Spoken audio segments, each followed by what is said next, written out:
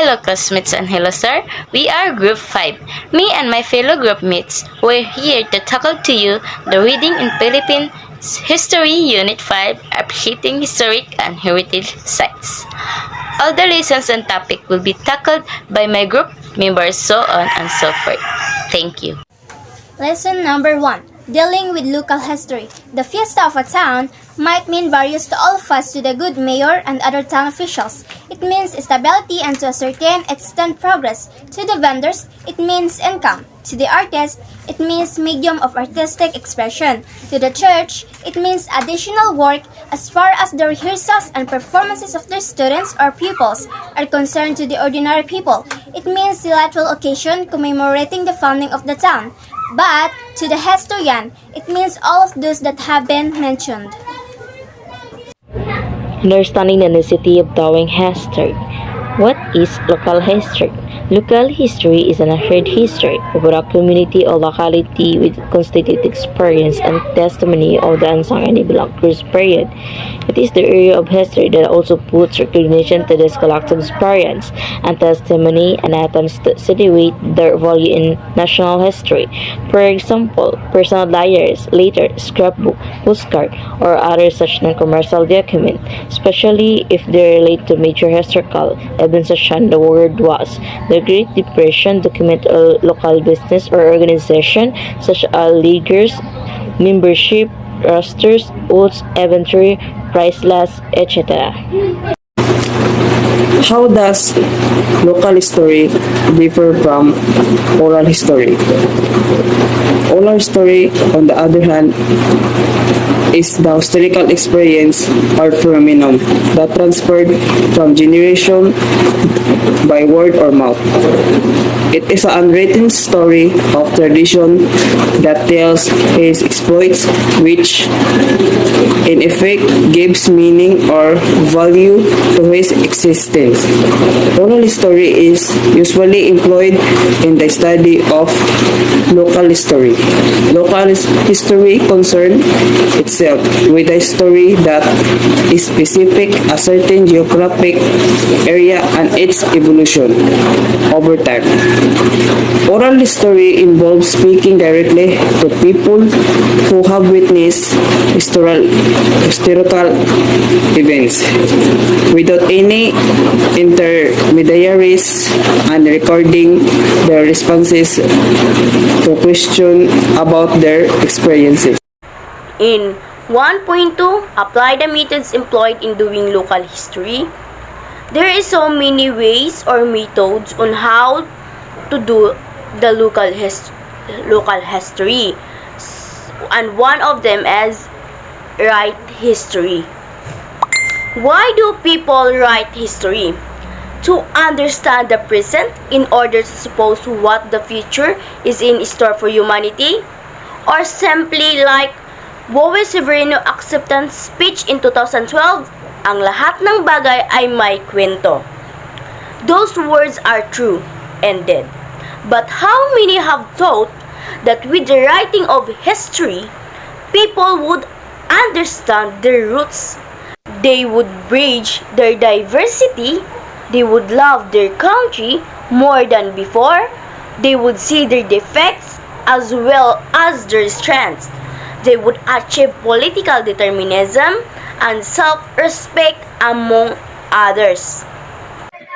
Sources of historical data. Formerly, sources of data have been primarily document and, therefore, historians like Teodoro Agoncillo would say, kung walang dokumento, walang kasaysayan. But, if historian were to look at the areas of materials that might yield variable pieces of information, he would discover that non-documentary sources can also be used, particularly that these sources cannot be altered. Therefore, the local sources of data are generally classified as: First, the documents.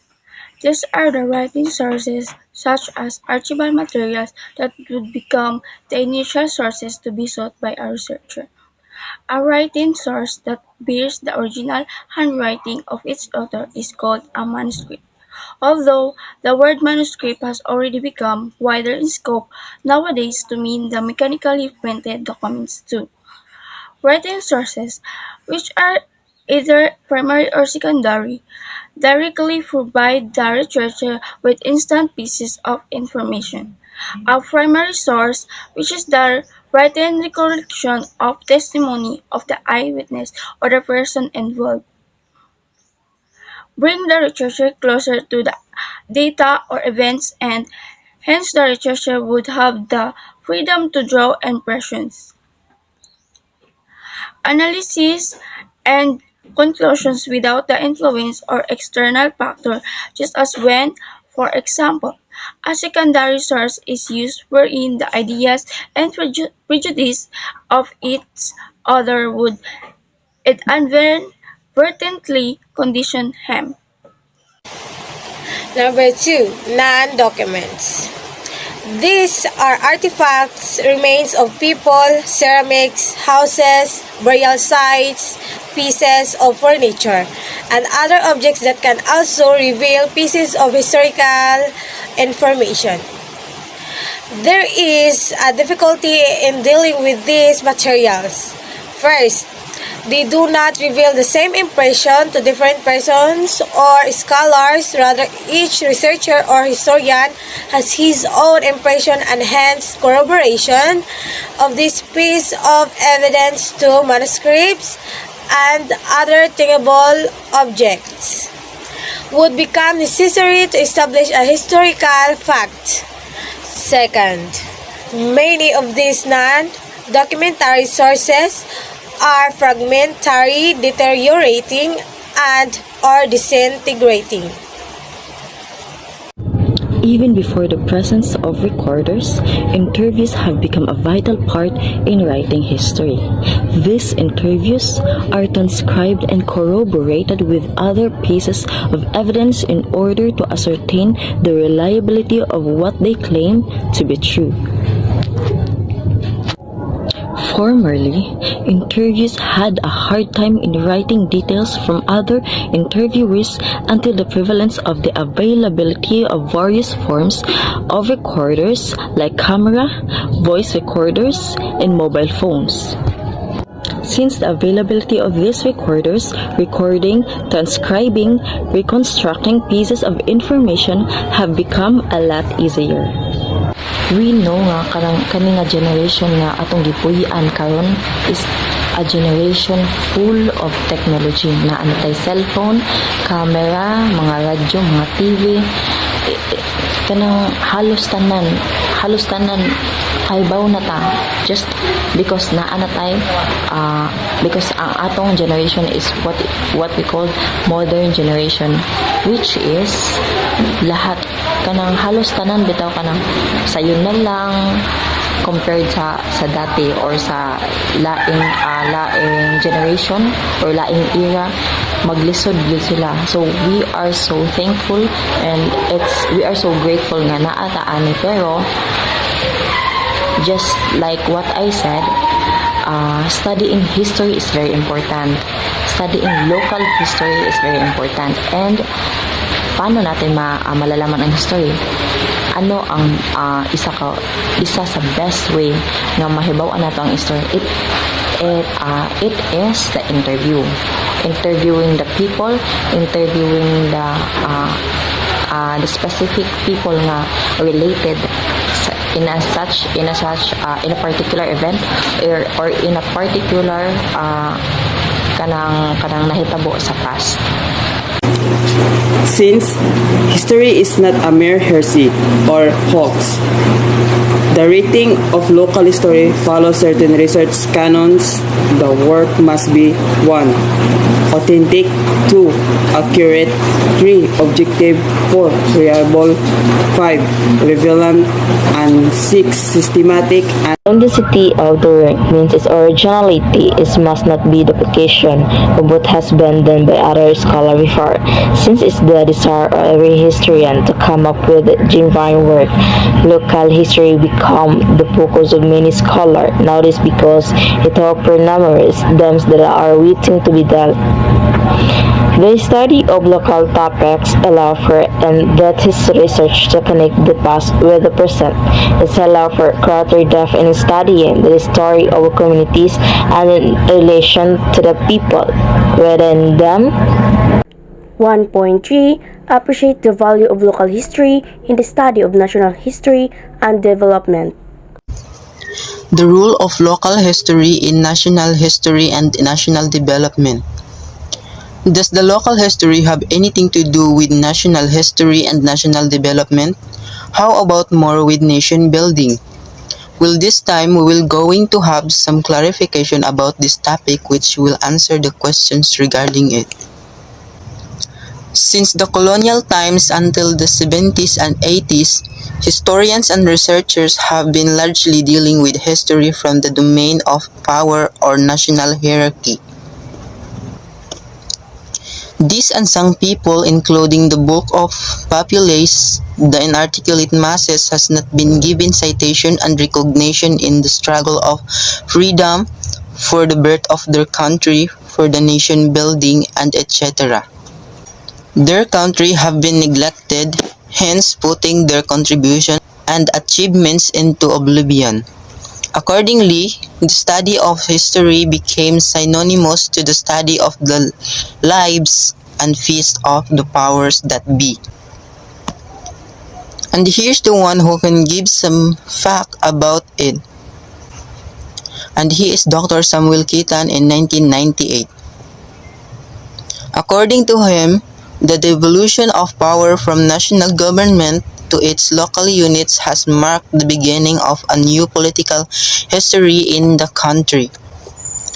The passage of two measures, namely Local Government Code, Autonomous Act for Muslim Mindanao, paved the way to the strengthening of the local political units. The autonomy emphasized in the measures give rise to the tolerance of the local initiatives and developing local potentials and in enhancing sense of creative and innovative responses to development. The autonomy of the localities allows them to plan out for their lives and implement projects to achieve their goals. The localities are expected to shape their destiny and crystallize their identity.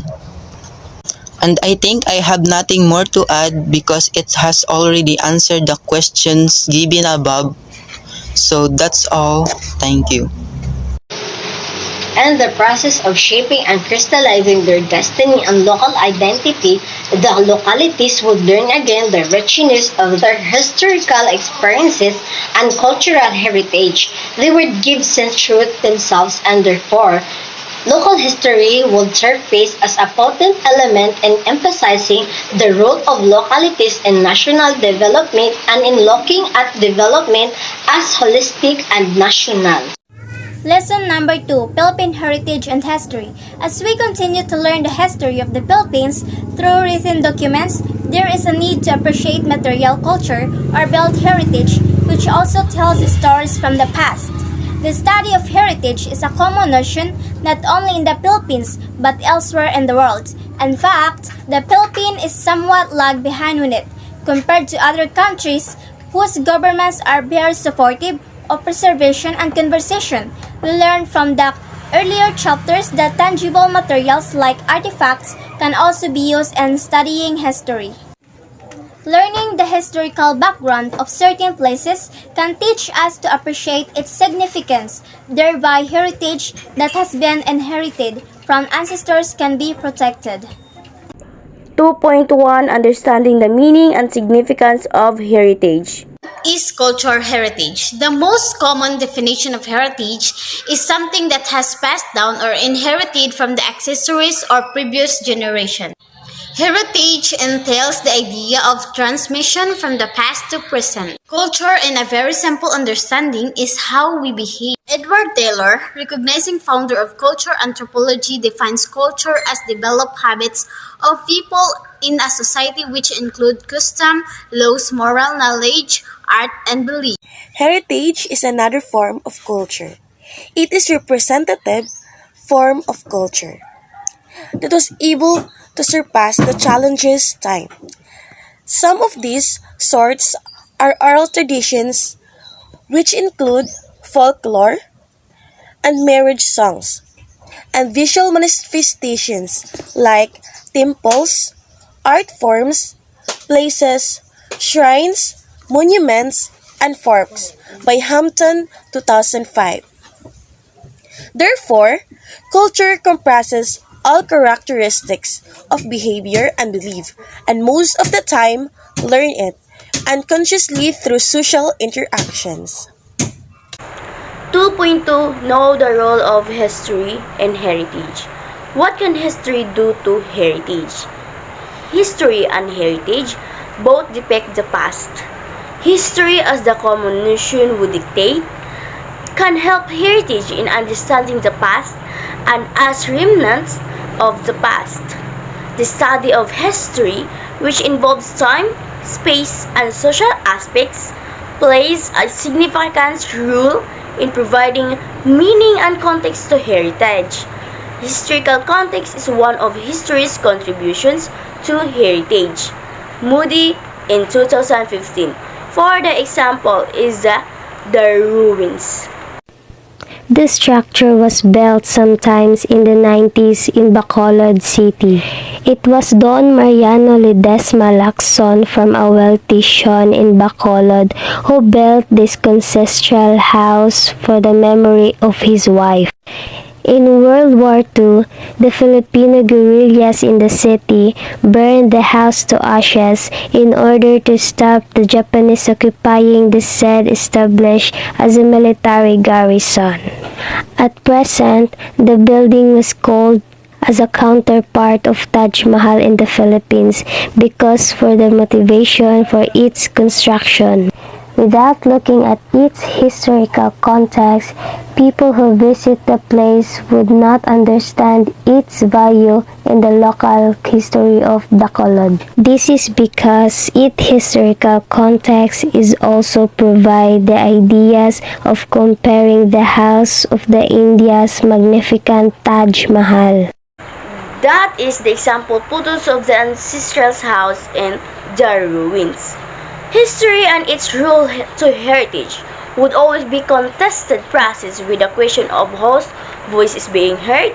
Thompson in 1988 cited by Moody in 2015. But then, one cannot deny the fact that a historian's critical examination of data becomes an essential process of heritage. Familiarized with the National Cultural Act of 2009.